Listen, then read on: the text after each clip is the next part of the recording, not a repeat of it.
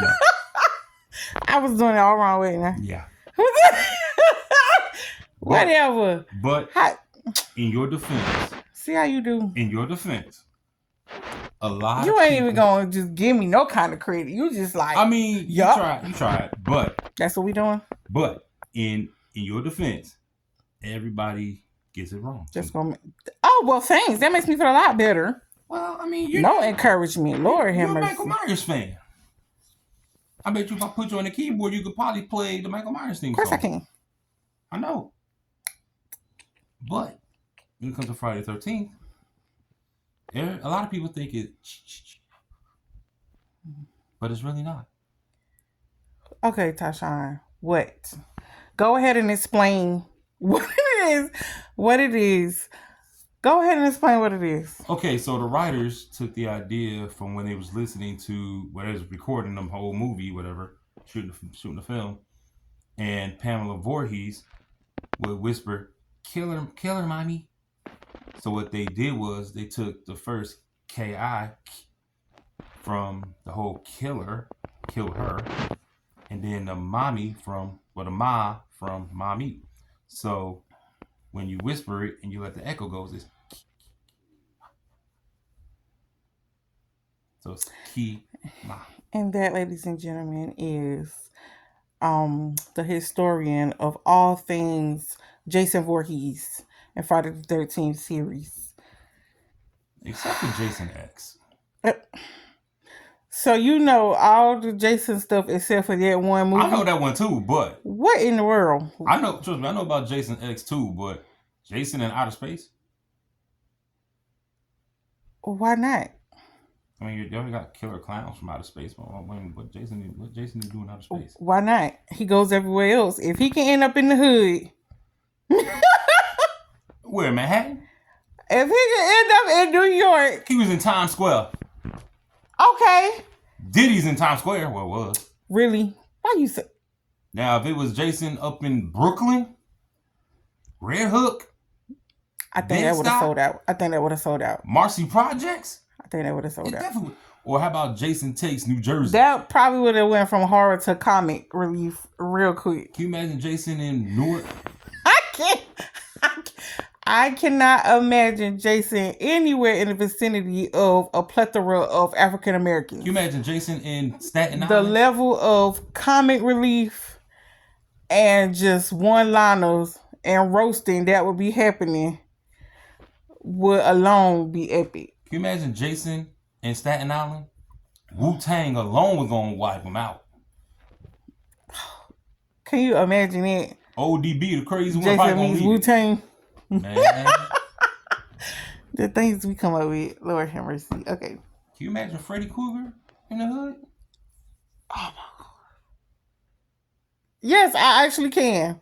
Because his sarcasm is...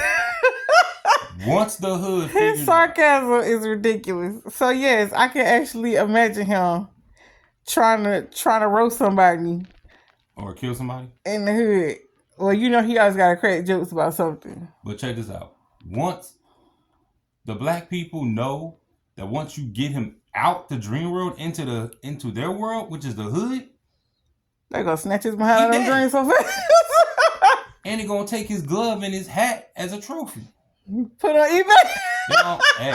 Put on eBay. I mean, can you imagine? Make money off of it. Yeah, I actually can. That's the sad part. Can you imagine Chucky in Compton? Yes, I can. I really can. Look, ain't no hood gonna let that little doll wipe them out. Them below not. Chucky got some scrap with him, man. I think the only people that might have a fighting chance in the hood. I don't know about scrap. He got enough attitude to be in the hood. Yeah. And sarcasm. But I think the only people he can hang with him on that level. I think the only two people that could survive in the hood is Michael Myers and Jason Voorhees. That's only because Michael Myers stays out of sight till he ready to strike. And Jason is an unstoppable force. If you seen Jason Takes Manhattan, well, you saw how Michael Myers was reacting to Busta Rhymes. when he was fussing around, talking about what I gotta do to get some decent help around. Michael Myers said, "I'm gonna let you have this one." I don't He know was what. probably so confused, Yeah. like, why is myself fussing at myself? He was like, "I don't know what the devil going on, but I'm gonna let you have this one." But the next time I see you, That on was sight, so funny. if Michael Myers and Jason can talk, Oh my gosh. No. I think Freddy and Chucky do enough talking for everybody. Always talking junk. but if Jason was to talk, like in Friday the 13th, Part 8, when he took Manhattan, and he was fighting that boxer on the roof, man, dude was tagging Jason till he got tired. And Jason just kept looking at him like, okay, are you done? Are you finished or are you done? And he had to put respect on Jason's name because all Jason did was a one-hit quitter. And Street Fighter Shoryuken kicked him, hit his head right off the roof.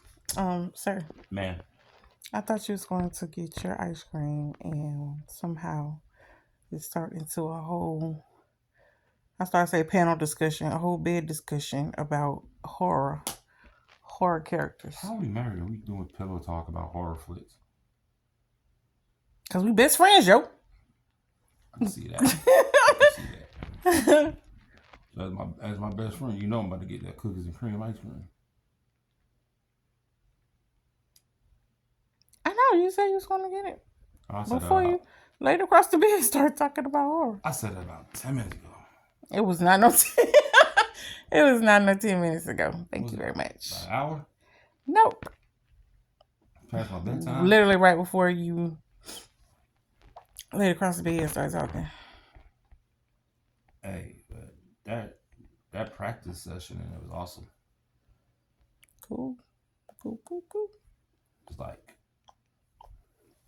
Yeah, I kind of figured you was enjoying it because your 1 hour turned into like 2, maybe 3. but one thing I could say as a musician, if you humble yourself, you can learn new things no matter how old or how gifted you are, whether you classical or self-taught. There's always room for improvement. Whoop, there it is. I thought you knew. There's always one. Right up until there's none. Look, why you always Okay, quote this. I'm gonna say something. You repeat it, okay? Well, Oh, not repeat it, goodness. but you. If I know it. If you know it, okay. Okay. So you know, in those cartoons back in our day, Oh, jeez. they used to do those after every cartoon. After every time the episode's over, they always do a little lesson, right? Okay. So G.I. Joe, when they do a lesson for the little kids or the adults, the kids will say, "Now we know," and they will say what? I'm not a G.I. Joe person. I didn't watch G.I. Joe. Okay. So You gotta go with Muppet Babies, Pee-wee's Playhouse, Gumby. These are my people. I mean, I was cool with Gumby. I wasn't a G.I. Joe person. Or Saturday morning cartoons. I was Saturday That morning type of cartoons stuff. too. Alf, the Hendersons. I was Alf. That's my stuff. Garfield. Garfield and Those are my Furniture. things. I Heathcliff. wasn't a G.I. Joe person. Heathcliff. Okay, so you're gonna say now we know, and I'm gonna tell you what the G.I. Joe characters used to say. Okay, now we know. And no one is half the battle. Boom. Really? You did all that setup Yep. just to say. Yep. Because no one is half the battle. Michael Myers ain't teaching no lessons except for stay out of Haddonville. Jason taught you never to go to Crystal Lake. First of all, he was doing his due in and outside of Haddonfield. He wasn't waiting until he got to Haddonfield to mess people up. Oh, true. So True. I think my favorite part in any Michael Myers movie, I believe it was in Halloween Kills. When he came out that house when it was in flames and he took out the whole fire department with just whatever he had and his hands looking like this. Took out the whole fire department. well, I can appreciate the fact that they kept the they kept the appearance in the last one. Yeah. He was still with it was funny, but it kept the appearance, so I can appreciate that. But I'm gonna tell you why I like Michael Myers so much now. It's not even because of the movies. It's because what you did. What did I do? Okay, so I forgot what year it was on my birthday. But you surprised me by going to what's the name of that studio again? I want to say something Gym, Spring Gym, yeah, something like that. Studios out in Wilmington. Yeah. And the surprise for me was it was our personal tour that she gave me and my wife, which is you. Thank you. Welcome. Thank you for that acknowledgement. I appreciate what in the world? I saw the stage. That was so random. I saw the stage where Brandon Lee got accidentally murdered and everything. We saw the set on Hulu about that was some show that was going on Hulu. We saw some of the parts where they were shooting that TV show Sleepy Hollow, which they should have kept that going. That was a good show. And what was that show that was it on Hulu? Yeah, it was on Hulu. Reprise. Is that what it's called? Mm-hmm. Yeah, I did catch a couple of episodes of that. It was really good. Never seen it. The part I saw, the ones I seen was really good. But the craziest thing of it all, we go into this one set and yo crazy so looking at the trees. Because it just looked so realistic. Like I could just appreciate the attention to detail.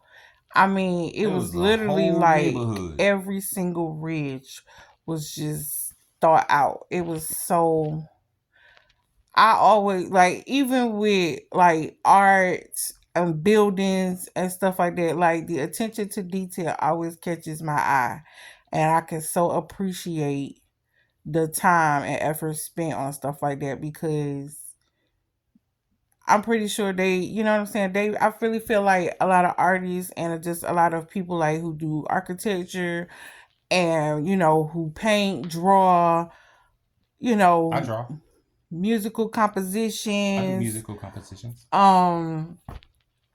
Who build, you know, sets, stuff like that. Anything that requires an extensive amount of detail, I feel like they don't get the proper recognition for the level of skill it takes to pull something off like that and to actually make it look really, really good and professional and actually make it look real.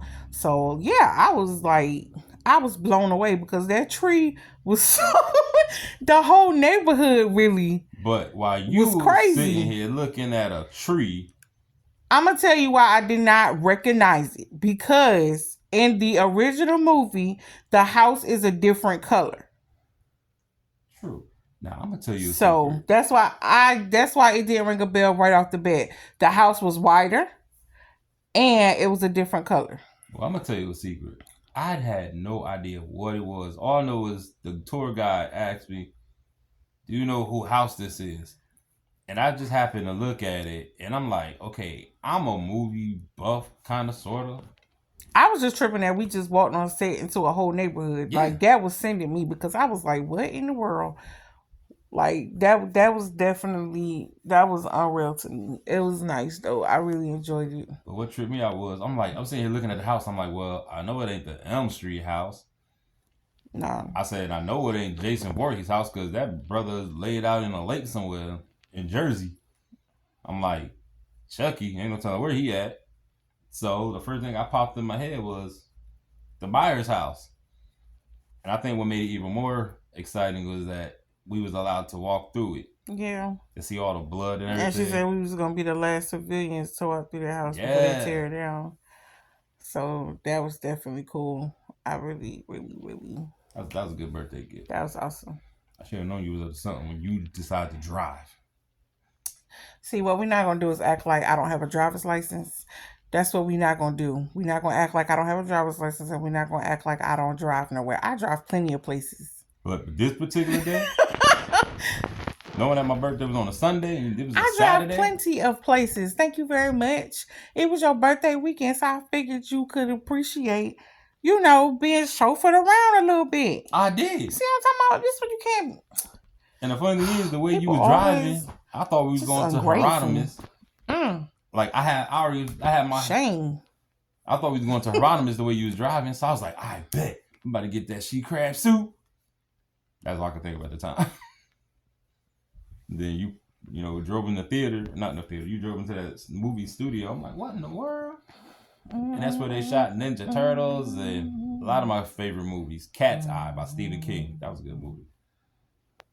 So you literally about to go through every single movie that studio done film? Nah, because my mind's kind of blank right now. Yeah. But between Ninja Turtles, Cat's Eye, and definitely The Crow. I mean, come on now. And there's others, but those are the three that popped in my head. Mm-hmm. Of course, you know, Halloween. Mm-hmm. Got it. Mm-hmm. Like, I really tried to, when we found out that they were shooting downtown Wilmington, I tried to go there, but it was like blocked off. I could have told you that. You would have to park like blocks away and then walk up and get whatever you was trying to get. I was going to take pictures. Like I did for your mom. Oh my gosh. Are you going to get your stuff or what's happening right now? Yeah. I'm about to go get my ice cream finally. Okay. Say see you later to the peoples. Peace. Peace, love, and hair grease. Oh my God. Bye.